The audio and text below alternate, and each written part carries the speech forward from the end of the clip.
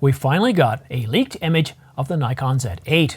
It's not blurry, it's not low resolution, and it's not cropped to the point where we can't even make out what part of the camera it's from.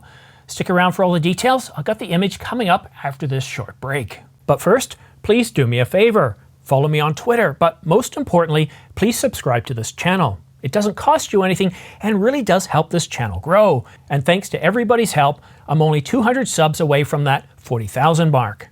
We finally have this leaked image of the Nikon Z8. It's from the side with all the ports, to the left side of the EVF.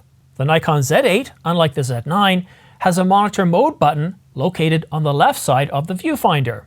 It looks identical to the one found on the Nikon Z6 Mark II and the Nikon Z7 Mark II. We can also make out the HDMI flap, which looks big enough to house a full-size HDMI port, again like the Z6 and Z7. We also have a mic jack, a headphone jack, a USB port, as well as an accessory terminal.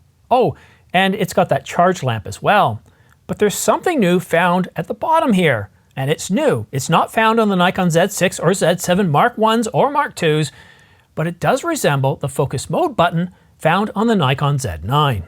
What's really got me excited about this image is that it's different enough from the Nikon Z9. It's not as big, but it's got different buttons. It's got different buttons from not only the Z9, but also the Z6 Mark II and the Z7 Mark II. And this tells me that it's definitely a new model, so I believe this to be the Nikon Z8.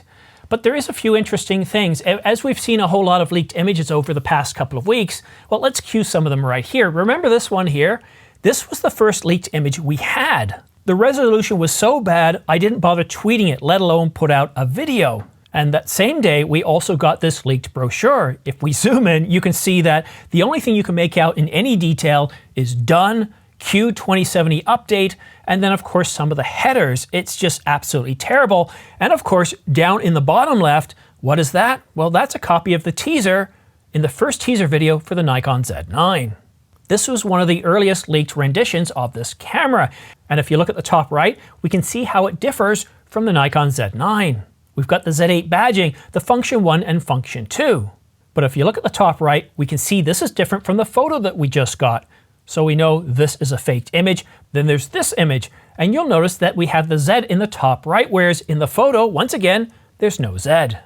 Then a few days later, we got this image here, telling us the timing, the price in euros, and again, another image of the camera, but this image of the camera, again, shows some smoothing, some, well, Photoshop effects that are designed to hide aspects of what's actually beneath. It's like putting a lot of makeup on the camera, but this was the first leaked image we have, again, of the Nikon Z8, one that proved to be false, and of course, pricing, and Nikon Rumors just a few hours later said this one was absolutely fake as well. It's kind of nice. We're just less than 24 hours away. We're just, well, for most of us, one sleep away. One sleep until we get the Nikon Z8 announcement at 8 o'clock in the morning, tomorrow morning. And of course, I'm going to be doing a live stream at 7 a.m. All the details are right here.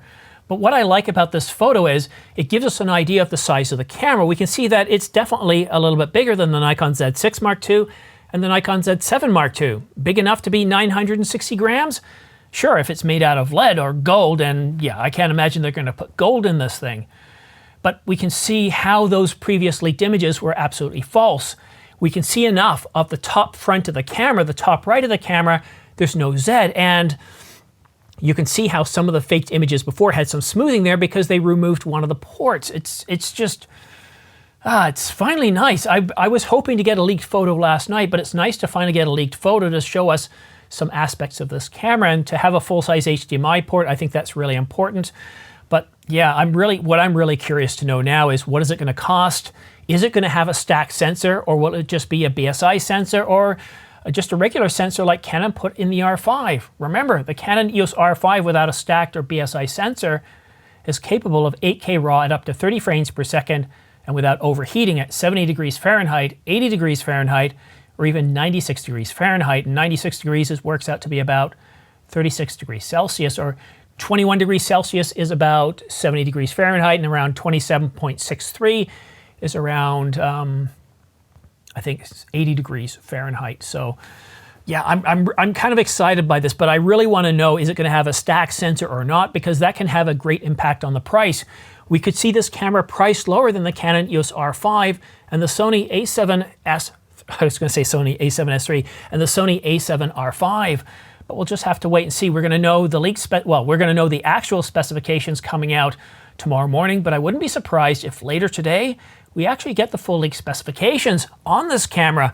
I don't know, in a way I don't want to know. I want to be surprised. I think Nikon's done a really good job of not leaking stuff, containing stuff, maybe leaking out some images that are fake. I don't know, but they've been really doing a good job of not letting all the capabilities of this camera out, keeping us in suspense, and in a way it's more fun, although I have less videos to put out.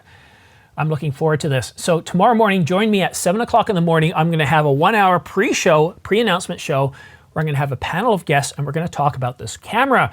We're also going to ask a very simple question to the panelists, that if they were the president of Nikon, what high-level capabilities would the Nikon Z8 have? Then we're going to cover the announcement live.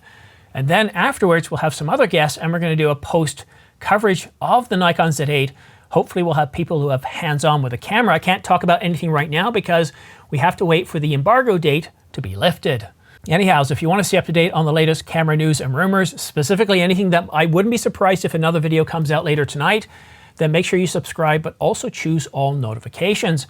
And if you want to stay up to date on all the minor news and rumors or any pricing leaks that come out or any pricing information like on the Nikon Z6 or Nikon Z7, Canon EOS R5 or anything else, well then go ahead and follow me on Twitter because I'm constantly tweeting out stuff that isn't quite big enough to have its own separate video. And if you're really stoked about the Nikon Z8 and you want to pre-order it, I do have some smart pre-order links right here.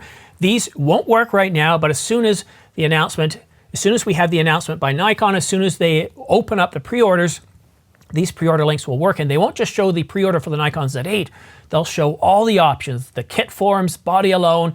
So I highly recommend taking these links, bookmarking them, and refreshing tomorrow as we get the announcement. No idea if we're going to get the pre-order links available as soon as they start the announcement, after they conclude the announcement, or do something silly, I think like Panasonic did, where they had to make us wait 12 hours to get the pre-order. Yeah, I hope they don't do that. Anyhow, thank you so much for watching. We'll see you again soon.